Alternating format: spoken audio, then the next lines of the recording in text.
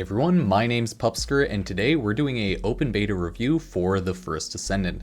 Across both the original and this second crossplay open beta for the First Descendant, I've put in about 40 to 50 hours in the game and have explored a good chunk of everything you can really do in the beta. So if you're kind of curious about how much I've played, there you go. The game is a fun overall looter shooter type game, essentially mixed between Warframe and any other looter shooter, pretty much. It has a lot of Warframe-like systems and systems from other looter shooters to say that while it may be fun, it's not like super original in many things that the game does, so keep that in mind. We're gonna relate this game to many other games we've played and seen before, and that's just kind of how it is. It's hard to be super original, and this game kind of proved that, as I've deemed and called it the Korean MMO version of Warframe, because in my eyes it's essentially if what Warframe would be if it was developed like a Korean MMO. So kind of take that as you will, judge it as you will, but the general structure of this video is we're going to talk about the quick early game and then end game along with all the systems that we learn along with it, and then we'll go into our final thoughts around the good, the bad, and why you should or should not essentially play this game. So, starting off into First Descendant, you can instantly see that it's, again, like every other looter shooter you played, it's on the ground. It plays like more Destiny, less Warframe, more Outriders or Anthem-y, and hell, even Remnant-like. It's more on the ground with a grappling hook comparative to Warframe or maybe even Destiny, where you can fly around all over the place. But it is a definite what you've seen before looter shooter. Not super amazing, but definitely not bad depending on what you're looking for. The early game will quickly take you through the story as well as the general tutorial for the game. As you play through the game, you're gonna unlock and discover more things about the game, how to upgrade yourself and how to unlock different things, but all of that does take a little bit of time. The main story is honestly the most cookie cutter I've seen this before thing imaginable. The TLDR is, oh, you're a descendant, you have to save the world. Oh, you're super strong and you're the last hope. Save the world, kill the bad guy, and get the mythological super OP item to save the world, right? The story is a fetch quest. You need to get item and you need to kill bad guy. And then you go along through that story. That's literally it. There's nothing like too surprising or shocking about it. It's exactly what you would expect. So love it, hate it. This game's strong point is definitely not the story, sadly, because yeah, it's just something we've seen before. So you'll learn that in the early game. Other than that, the game consists of you following along to a bunch of quests, going through pretty much killing enemies, protecting areas, and just go quest by quest. The quests will take you through the open world zones and areas. It'll unlock you items, get you discovered through the upgrade systems, mods, researching, buying different parts, all of the shops. It'll get you acquainted with all of the systems and all of the world areas. So that's the point of the quest, and it makes sense. It just sucks that the questing storyline is honestly probably worth skipping for most people. There's a handful of NPCs and like characters in the story that you love or hate, like Jeremy, god, that piece of shit. But other than that, it's like, the storyline is kind of cookie cutter, so it's mainly used as a tutorial and a walkthrough for the game. Once you get through that in the early game, you've then essentially discovered and figured out what to do for the rest of the game. Early game is just unlocking everything, getting new weapons, maybe some new descendants through quests, and then just going and unlocking the rest of the game, right? It's like Warframe in that regard, but Warframe has a lot more to do in general. So once you're done the early game, you've figured out the general systems of the game. There's modding, which is the exact same as Warframe. You equipped mods onto your descendants and weapons, and those increase your damage, tankiness, depending on what you want to build for. On descendants, it could increase skill range, skill damage type. it could alter abilities, or it could just be straight health shield buffs, right? Same with weapons. You can get crit damage, crit rate, general attack damage, different effect attack damage like electric, toxin, but the electric and toxin, the effects don't mix like in Warframe. And then you just keep building and keep upgrading your mods, your descendants, and your weapons until they're ridiculously overpowered. That's the transition from early mid-game into end game. The researching in this game is just building in the Warframe foundry, where you build something, it takes time to build, and then you pull it out. Issue is Warframe has a foundry where you can build everything that you ever want at once, and the Descendant Research Foundry essentially caps you to 5 things at a time. So you can only research, let's say, 5 descendants at a time, 5 descendant parts at a time, weapons, weapon parts, only 5 things at a time. And that's going to be a huge free-to-play cap because you just cannot unlock things in a timely manner. But the build times in the First Descendant are a lot smaller compared to something like Warframe, where you can build a descendant part in 6 hours and you can build the descendant itself in 12 hours. So it kind of is slower, faster there, and less and more free-to-play friendly in a regard, but since it caps you at 5, it's less free-to-play friendly, so sucks to suck, but that's how the foundry works. And researching from there, once you get into general endgame farm, this is when you've unlocked everything, right? You've figured out what to do, upgrade all your different items, mods. This is when you have now completed the story and you have all of your areas unlocked. So what's going to be the end game farm? Well, it's the same as the early game one in a sense. It's still going to be upgrading mods, creating different mod loadouts for your weapons and descendants, farming and leveling up your descendants and weapons and weapon mastery, whatever it's called, increasing your mastery level, throwing on this game's version of Forma and increasing the capacity for all your weapons, descendants, and then like polarize, matching it with better builds, create better builds, upgrade mods more, right? Rinse, repeat. That is the end game farm in the First Descendant. Love it or hate it, that is going to be the game. It is going to consist of you farming endless type missions, whether those be the defense missions where you just defend the defense point from enemies, or the mining missions where you just have to kill enemies in a fast, timely manner. No real timer, just don't die essentially. It's a horde mode shooter endgame mode. In each area, there will be the defense and mining missions. All endgame is farming those missions for experience, modules, gold, loot, experience for both weapons and descendants, right? It's like experience for everything. And the drops are going to be a lot of the amorphous material. You're going to farm the endless missions for levels and to unlock more descendants and weapons. And that is the entirety of the endgame loop. You farm up that endless mission type, and then from there, you kill the bosses that correspond with the amorphous material to get you more of the descendants and more of the weapons. Rinse, repeat. Farm the endgame mission, farm the boss in which the amorphous material dropped from the endgame mission. Farm the endgame mission, farm the boss. Farm the endgame mission, farm the boss. Research more descendants, more weapons, get more modules, then farm the mission, and then farm the boss, unlock more. Rinse, repeat. That is the endgame cycle right now that we know of. Love it, hate it, that is what it is. You'll have more things to unlock, cosmetics, customizables, right? But for all things, the First Descendant, right? That is the gameplay cycle. So let me know what you think of the general gameplay cycle, because that's kind of all there is to it right now. There's a ton of missions, I'd say, but it's not hugely populated, with the open beta having essentially 6 endgame missions.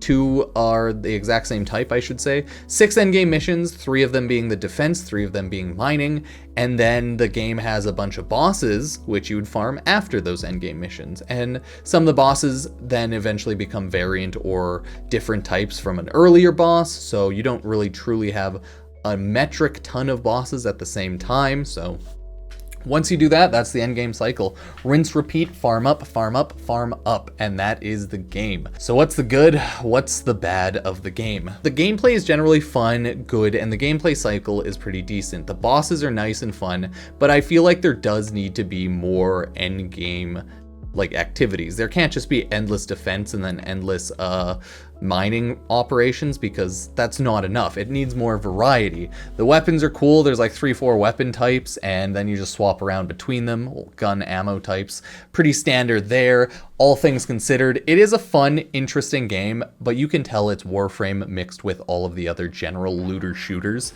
because of the way the systems go, and it plays more like an on-grounds.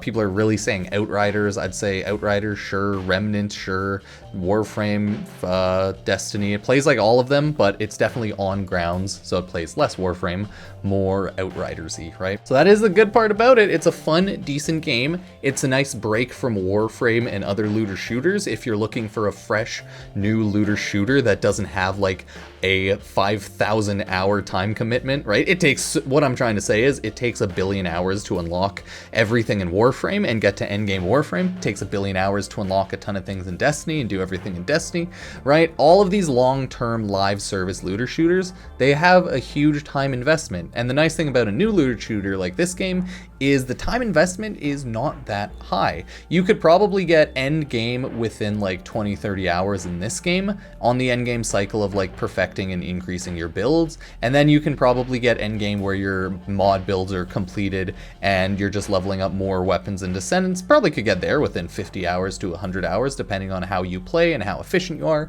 you know, all things like that. So that's the good part there. The game's fun, it's nice, it's enjoyable. If you like the gameplay you saw in the background, you like it. There's a good mixture of Descendants and weapons, right?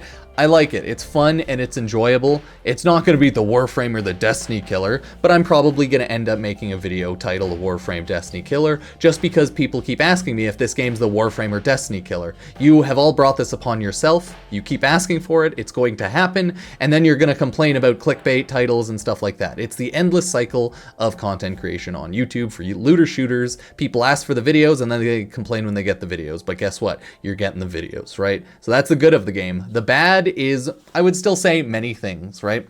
What's bad about the game?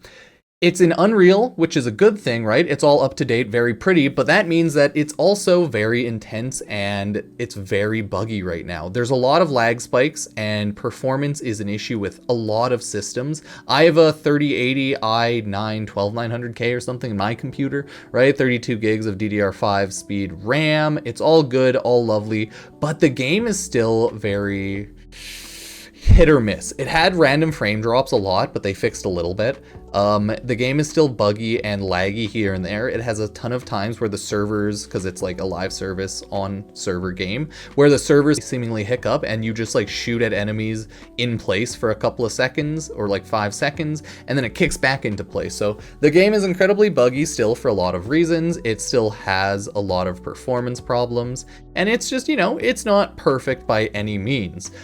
People who are expecting, like, I don't know, for some reason, a 10-year-old built-up game by a release, you're just not going to get that. Remember, it's a fun game, but there's not going to be 10 years worth of content like there is in Warframe and Destiny, right? That's just not happening.